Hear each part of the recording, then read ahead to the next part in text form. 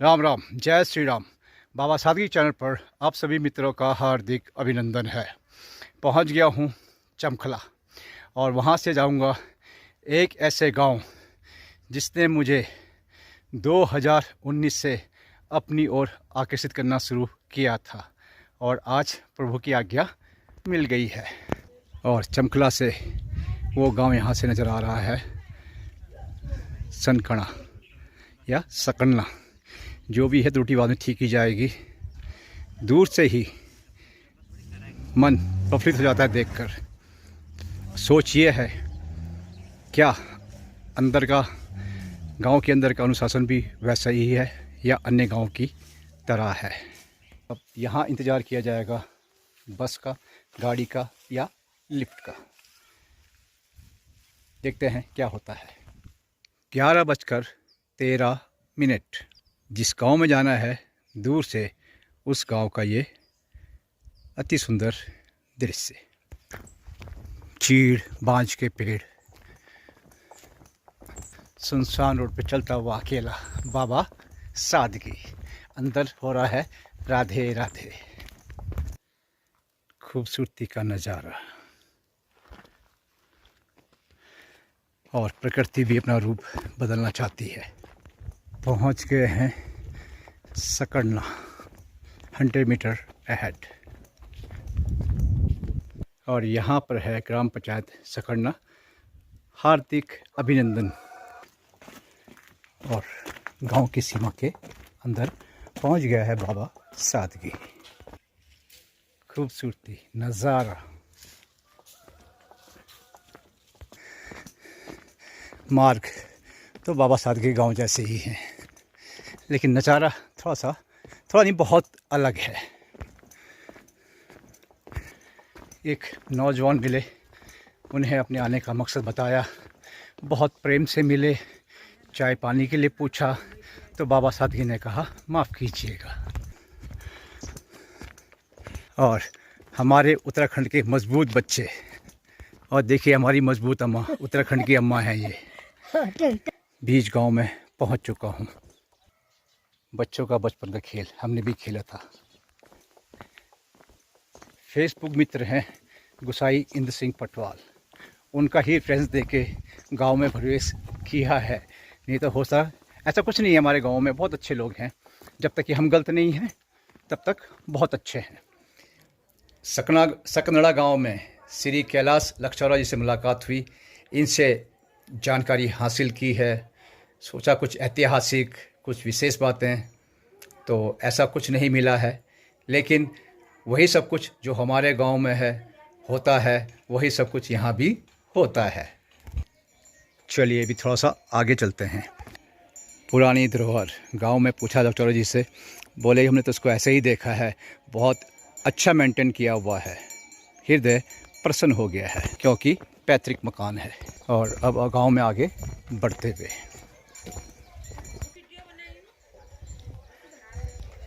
मन प्रसन्न हो गया है देख के। यहाँ आके प्रयास किया है कि गांव का इतिहास, कुछ विशेषताएं, और चहु ओर से मिली है निराशा। मित्रों, हम जिस गांव में रहते हैं, जहाँ कहीं भी रहते हैं, उसके बारे में हमें जानकारी जुटानी चाहिए और अपने बच्चों को भी उसके बारे में बताना चाहिए। खासकर हमारे इष्ट देव कौन है, हमारे कुलदेवी कौन है, और हम पितृपूजा क्यों करते हैं, हमारे गांव का इतिहास क्या है, ये जानकारी हमें अपने बच्चों तक पहुंचानी चाहिए। क्योंकि ये उत्तराखंड है और जब पितृ यहाँ पे रुष्ट होते हैं तो फिर वो अपना रंग दिखाते हैं, चाहे चौथी पीढ़ी हो, चाहे 7वीं पीढ़ी हो, 11वीं पीढ़ी। यदि हम अपने बच्चों के साथ में ये सब बातें शेयर नहीं करेंगे तो उस वक्त उनके मस्तिष्क में क्या विचार आएगा, एक बार कूल होके सोच के देखिएगा। अब जो है ये भी यूट्यूबर हैं, क्या नाम है आपके चैनल का? एनिमेज किंगडम है। मैं एनिमे की एडिटिंग करके यूट्यूब पर डालता हूँ। तो मित्रों, कृपया इनको अपना सहयोग दीजिए।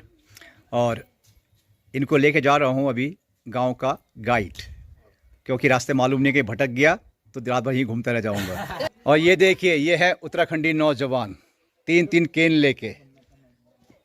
धन्यवाद। तो अभी निकले हम गांव के भ्रमण के लिए। अच्छा लग रहा है, बहुत अच्छा लग रहा है यहाँ आके। रोजगार के चक्कर में उत्तराखंडी अपने खूबसूरत घरों को छोड़ के शहरों का रुख कर चुके हैं।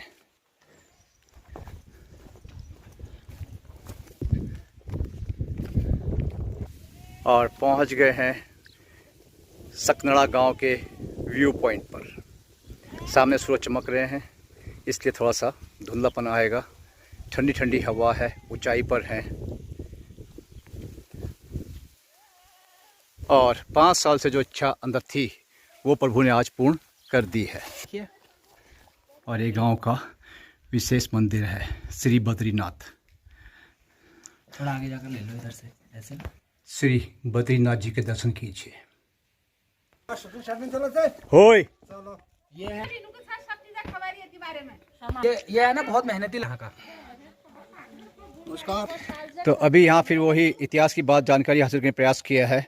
तो मालूम हुआ है कि यह गांव 400 वर्ष से अधिक पुराना है, तंग गलियों से होते हुए। बाकी जो गलियां सब साफ़ हैं, बस यहाँ पे जाके जो है अपने गांव की याद आ गई। पूरे गांव में ये घर विशेष है, क्योंकि इस गांव में बनने वाला ये पहला घर है। ये जानकारी कहाँ से मिली है? श्री शेर सिंह जी पटवाल हैं, इनसे ये जानकारी मिली। और ये है गांव का देवी थान। बगैर यहाँ गए, दर्शन किए बगैर अंतरात्मा प्रसन्न नहीं होगी। सो वहाँ जा रहा हूँ। तकरीबन 1 घंटा श्री शेर सिंह पटवाल जी के पास बैठा और उनसे बातें की। बहुत अच्छा लगा। मन कर रहा था कुछ देर और बात की जाए, लेकिन समय बाबा सादगी के पक्ष में नहीं है। इस मंदिर में विराजमान है नागार्जुन देवता। ये पशुओं के प्रभु हैं हमारे। और यदि इनकी पूजा करनी होती है तो 10 बजे से पहले, उसके बाद ये जो है पशुओं के साथ निकल जाते हैं। और अभी मंदिर प्रवेश कर रहे हैं। ये है धूनी, हथियार लगे हुए हैं यहाँ पे। और ग्राम देवी माँ भगवती विराजमान है। जय माता रानी की। तो अभी हम गांव के देवी थान में। देवी थान यानी कि देवी का स्थान, जो गांव में सबसे ऊपर होता है। और माँ के समकक्ष किसी का भी मकान, किसी का भी झोपड़ा नहीं होता है। भैरव बाबा हैं। भैरव बाबा जय। देवी का स्थान है और गांव का एक व्यू पॉइंट भी है। माता रानी के दर्शन कीजिए और चहु और प्रकृति सौंदर्य का आनंद उठाइए।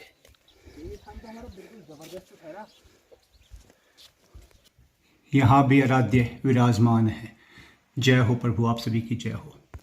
माँ मानिला यहाँ पे विराजमान है। जय माँ मानिला की। इन मंदिरों की विशेषता ये है कि यदि आप शुद्ध मन से, एक शुद्ध आत्मा हैं और इसके अंदर अपने आधे धड़ को डालेंगे तो यहाँ पर आपको आवाज़ आएगी माता के वाद्यों की। तो यहाँ पे जो है एक प्रकार का ये स्टेडियम भी है धार्मिक कार्यों के लिए और उत्सवों के लिए। जब पूरा ग्राम यहाँ पे एकत्रित होता है तो वो इस प्रांगण का आनंद उठाता है। तो 2019 की जो जिज्ञासा थी, जो इच्छा थी, वो आज यहाँ पूर्ण हो गई है। और बाबा सादगी का सौभाग्य है कि माता के श्री चरणों में आकर ही यात्रा पूर्ण की है। राधे राधे, धन्यवाद। जय श्री राम, जय देवभूमि उत्तराखंड, भारत माता की जय। जय हिंद।